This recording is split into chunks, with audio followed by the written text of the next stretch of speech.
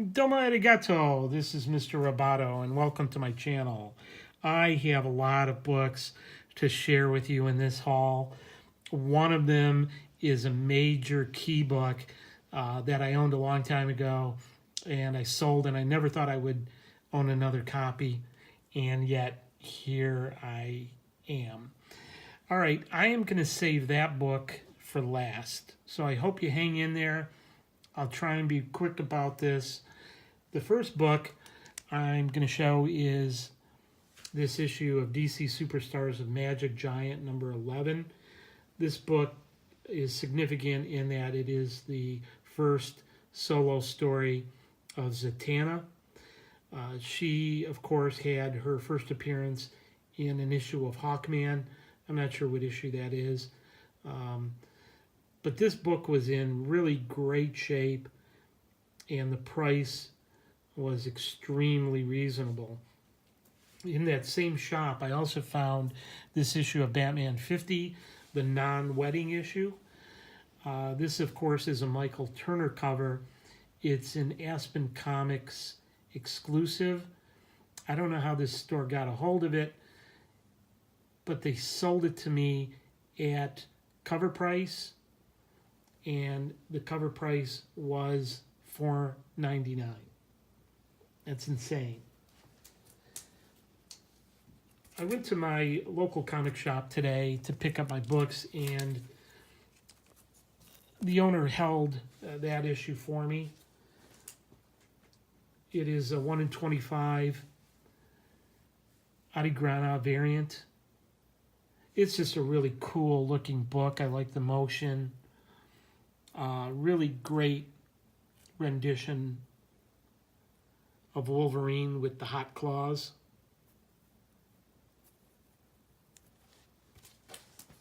While I was there, I was digging in through some back issue bins, and I was really surprised to find this. And I was surprised to find it because I had never seen this variant before. It is the Joker 75th anniversary variant cover. And I guess I must not have been collecting comic books back when these were released, because I had no idea that these were out there. Otherwise, I would have been looking for them. And, of course, now I'm going to be looking for them. I found Green Arrow 41.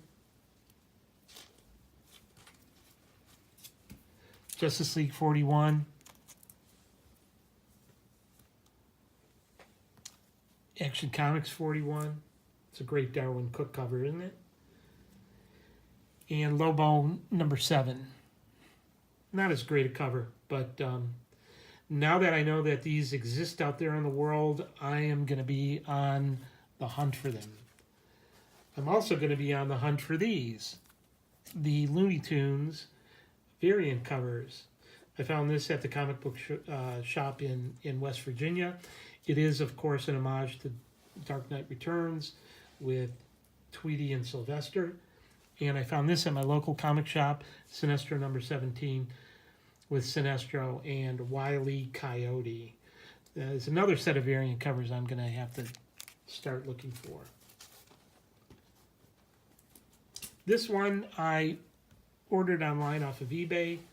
This is kind of a long-term spec book with Fantastic Four coming back into the Marvel Cinematic Universe. I figure they're going to have at some point Annihilus as a villain. And this is not his first appearance, but it is his origin story. I owned this book when I was young, and I got it at a great price, and it's a really, really nice copy. So I'm real lucky to have found that. I found these books online. I ordered these books online, rather. The Art Germ Wonder Woman number 64. Beautiful, beautiful cover. Art Germ's just been killing it lately. And I found this Adam Hughes cover, Avengers No Road Home 1 in 50. I pre-ordered this from Sanctum Sanctorum Comics. which is a great company to order from online because they mail all of their high ratio books in top loaders and in Gemini mailers, and they guarantee that you're going to at least get a 9.4 book. And this has got to be 9.6, 9.8 easily. I ordered this book online as well, Avengers No Road Home, #1. This is the Mark Brooks Hidden Gem variant. I don't see this cover getting that much love. It's an awesome cover. It's a great rendition of the Scarlet Witch. I think it's really clever, her using the remote, control on the Vision like that. Really neat book. Great for cover price. This book I'm a little bit disappointed in, if I'm being honest. I'm not crazy about the black and white. This is the Savage Sword of Conan #1, 1 in 50 Raza variant.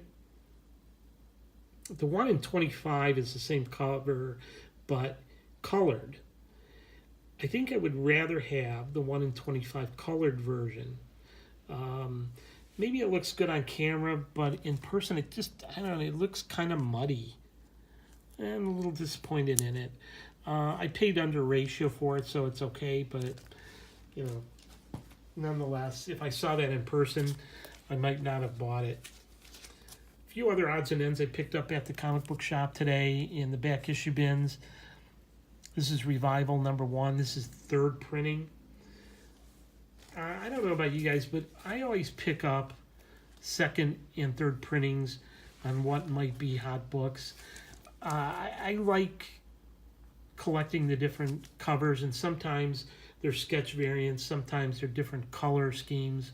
This one has a different color scheme. Sometimes the second and third printings are even nicer looking than the first print. I picked up Monstrous issue #1 in a $1 back issue bin, and I was disappointed at first to find out it was the second printing until I looked online and saw that it was going for more than the first print because it was a different picture and it was a lower print run. I ended up selling that book for around $95, and I paid $1 for it. So that's a way to flip a book. I also picked up this. I usually pick this up if I see it because you don't see it online very much. It's a great Jenny Frison cover.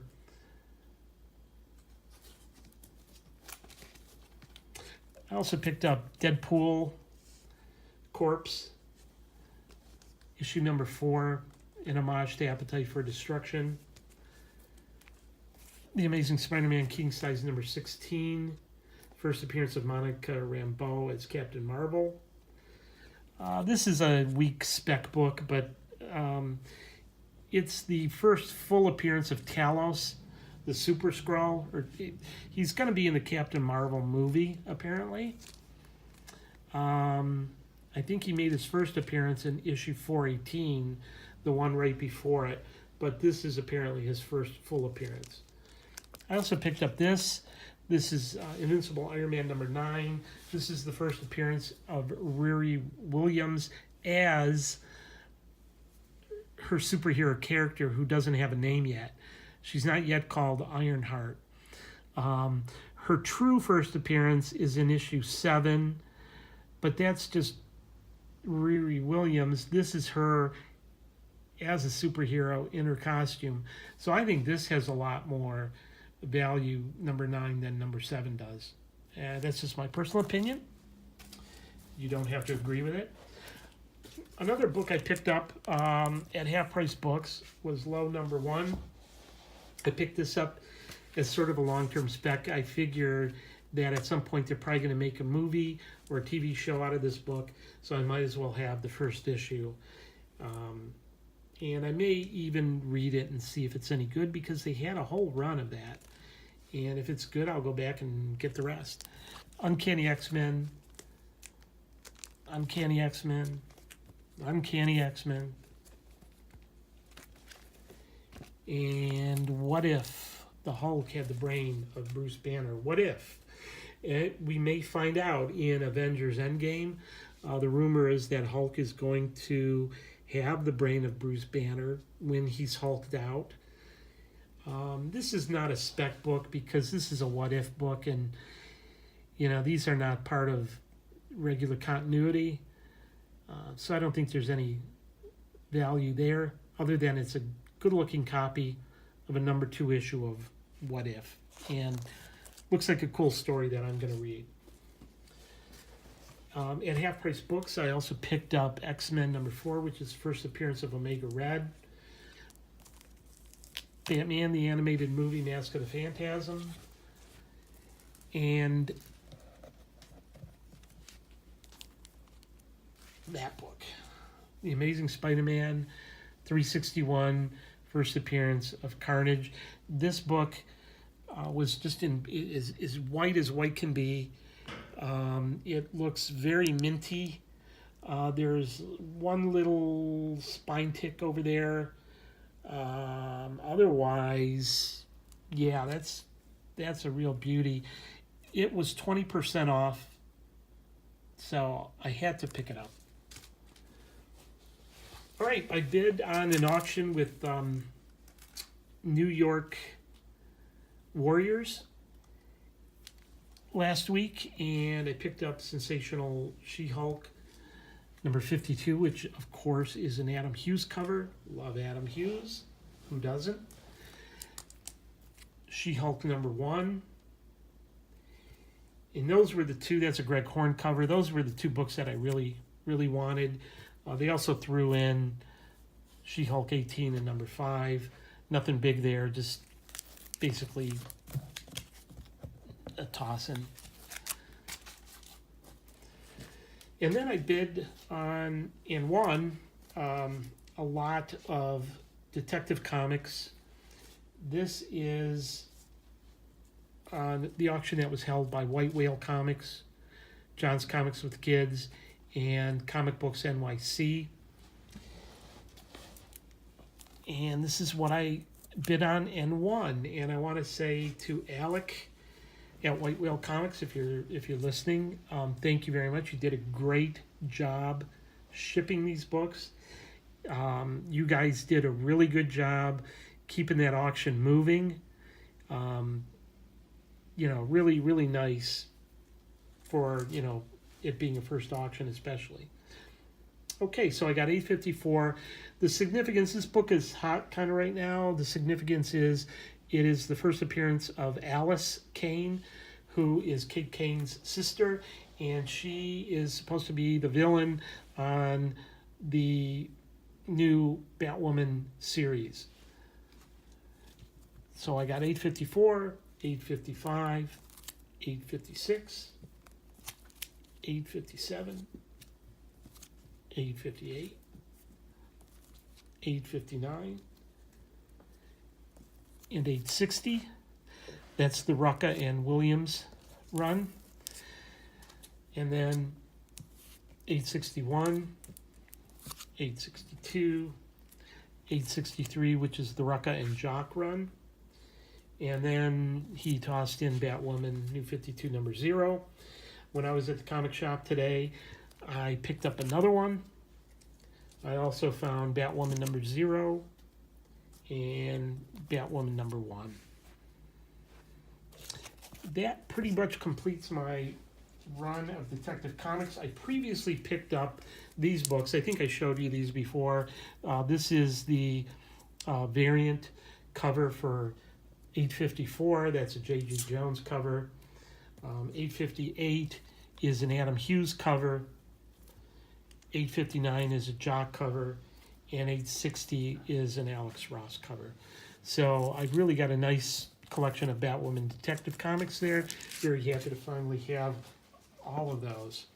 All right, it's time for a drum roll for the big book of the day. Ta-da! Giant Size X-Men number 1. Yeah, I did it. I pulled the trigger and bought this book from JC's Comics and More. JC has a YouTube channel, and an Instagram account, and I follow him. I've been to his shop in Toledo, and he had this YouTube video up of this book, and he also posted on Instagram with the price, and I saw it and I said, I'll take it. The price was right. The book appears to be in really nice condition. Close up, there's like a little cut in the paper in the cover there. The spine is a little off. The spine is rolled back, and there's some bubbling here, which must be the glue. But I think that can all be pressed out. It's otherwise, just a really beautiful cover with white off-white pages. I was really happy to get it. And there's a bit of a story behind it, and I'm not going to retell that story. If you're interested, I did a video for a contest for Comic Books NYC, and I did it in the style of ASMR, where I did it really quiet and I whispered. And I told the story behind Giant Size X-Men #1. I had fallen in love with Uncanny X-Men. I bought issue 94 and all of those issues and had to get this Giant Size X-Men. So I went to a flea market. I think this is about 2 years later. Picked up this issue for $15. And I thought that was a lot because I had never paid over cover price for a book before. I was young. I was a teenager, and I had to borrow some money. But I bought it. And then when I went off to college, I sold that Giant Size X-Men #1 along with all my other books, all my other X-Men books, a long box for about $100. Back then, this book would have been easily a couple $100 back then. So I got taken, and I was feeling a little bit bad and feeling a little bit bitter, and I thought, that's okay. I owned this book once. I don't think I ever want to own it again. And then I saw it and thought, hell yeah, I want to own it again. I want to be able to open it up, look through it, and then be able to put it away. Now, here's a question I have for you guys. Please leave me a comment below. Do you think that I should get this book slabbed and graded? I'm definitely going to get it pressed. I'm going to get it pressed and cleaned. But I'm not normally a slab guy. I've got like a handful of slabs. I like having my, books so I can take them out and open them if I want. But I'm thinking this is one of those grails, one of those huge books that maybe I want to get slabbed. So if you would, I'd really appreciate it if you'd leave a comment below and vote on it. Should I get it slabbed and graded or not? I'm definitely going to get it cleaned and pressed. But should I then send it on and get it slabbed? Let me know, because I'll do what you guys tell me to do. If I get enough votes that says do it, then I'm going to do it. Otherwise, my inclination is maybe not. So hopefully you like this video. Hopefully you like these books. Hopefully I gave some good ideas about collecting. And anyhow, thanks for watching this video. If you don't subscribe, please think about subscribing. Give me a thumbs up if you like this video. If you didn't like this video, tell me in the comments why you didn't like this video. If I'm doing something wrong, please let me know about it. If I'm annoying you, please let me know about it. I appreciate you watching this video, and I appreciate when you comment. Thanks very much. Thanks for watching.